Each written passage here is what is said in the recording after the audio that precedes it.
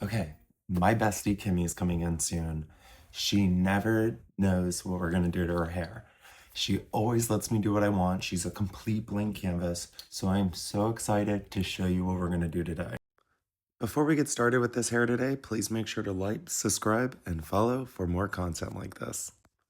I've been doing Kimmy's hair for about 8 years now. One thing I love about Kimmy is she lets me do whatever I want, like I said. So I've been really inspired by spring. March is here, the spring solstice is about to come up. So I'm thinking of very neutral, natural spring tones with her hair. In our consultation, we discussed that she just wants to trim up the length here, really just get the little dead bits off. She's still working on growing it out, but her biggest complication is not really having a style now.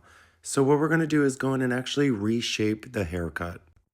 The inspiration that she showed me was butterfly haircut, a lot of fringe in the front, nice soft bangs with a lot of framework. So what I like to do is before I actually go in and cut, I like to pre-cut a little bit of my sections to just create some shape before I actually go in and color it.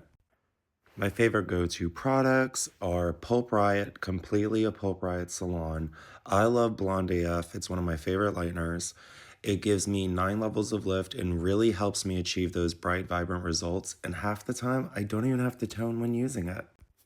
As I'm applying the foils into the hair, I'm literally just doing horizontal patterns straight up the back of the head. Both sides, I did 4 quadrants and then a mohawk section.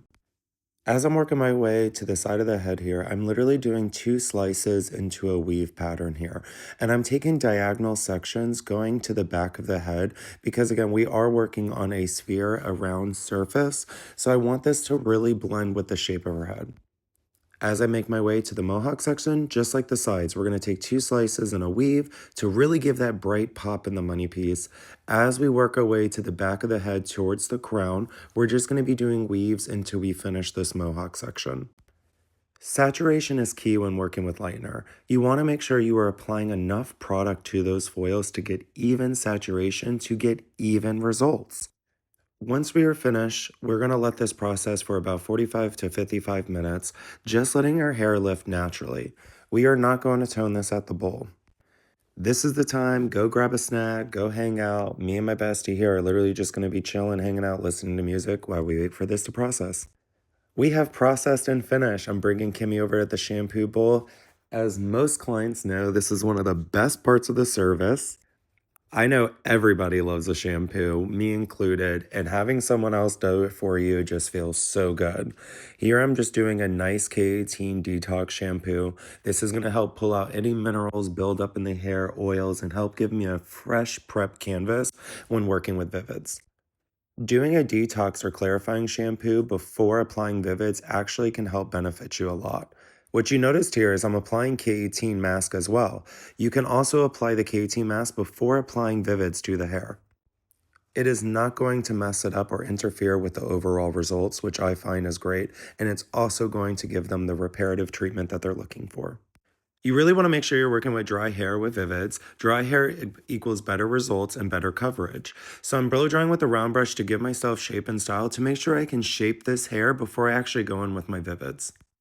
So right now, once I completed my blow dry, I'm going in and actually really shaping in that framework, really giving her that butterfly look effect into the hair.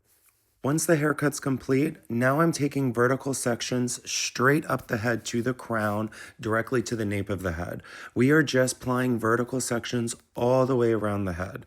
What I'm doing here is I'm applying Satire with its new anti-oval working technology. I love that Satire is back, one of my favorite yellows here. I'm applying on opposite sides of each other. Now I did a mixing of Impetuous and Careless to really give a nice deep natural brown into the hair here, and we're applying this right next to the Satire side to side to make sure that we're getting even balance on both sides. As I'm applying this, really making sure I'm driving this color, and you can see I'm pulling this directly straight out of the head. This is making sure I'm really applying the color where I want it to go and where I want to live, and making sure I'm not getting any pieces on the other sections. With this new anti-overworking technology, I no longer have to fear about overworking this color. And if you don't know what overworking is, it literally is the separation of color and conditioner. The color molecules have officially separated from the conditioner, and you no longer have pigment left. So what happens is you get hollow, dull spots in the hair. So Pulp Riot came in and fixed that issue, and now we have the anti-overworking technology that takes this pain point out for a stylist. Now I have my green formula here. This is our Snake Eyes Kelly Green with clear and a little dot of fly trap just to deepen it just a bit. And we're going to put this directly in the middle and then on the sides of the yellow hair. Now that I turn the head facing you, you can already see how these sections are lining up. Very vertical, very blended. What I love is it's creating equal balance on both sides from applying the color. I'm finishing up the green section here, really working it in. Always make sure you're wiping your hands for clean sections. I thought this was a really cool formula here. I mixed up satire with careless with a little couple drops of nuclear. It gave it a really cool orange tone, almost reminded me of shag rug a little bit. Again, if I'm playing it on this side, I am going to move to the opposite side and I'm going to apply it here too as well for equal balance. I really love the way this color looked while I was processing and why it was finished. This is one thing I love about being a semi-vivid artist. You really get to customize the formulas for your guest and think outside of the box. So I'm really loving this earthy, natural spring palette we have here. I made my way to the front here section. I'm grabbing a foil here because I really want to make sure I'm not having these sections touch. Even though Pulprite does not bleed, always be safe than sorry. I'm using Fickle. It's part of their Impulse collection. Think of it as the sister to Ghost Blood. Ghost Blood is our cool based clear shade almost. It's a pastel shade that helps tone. And then now think of this as the warmer side of it, beigey neutral side. We're going to let this process for 45 minutes. Manufacturer's instructions are 35 to 45 minutes, but I like to let it process for the maximum time for maximum longevity. We are applying Fickle all the way around the front hairline, really giving her that bright, bold pop in the front, which I'm super excited about, and I think it's going to bounce off well with the nice, earthy, natural tones in the back. We're finishing up this last section. Look how this is processing. I am so excited to see these results. Now we are blow drying the hair. I am so excited to see how this is coming out. It looks so blended and well together. That satire is popping off of the canvas. Some of my favorite tools to use is the Olivia Garden round brushes. They are one of my favorite round brushes. They really help smooth out the hair, and I'm using a Samvia blow dry here.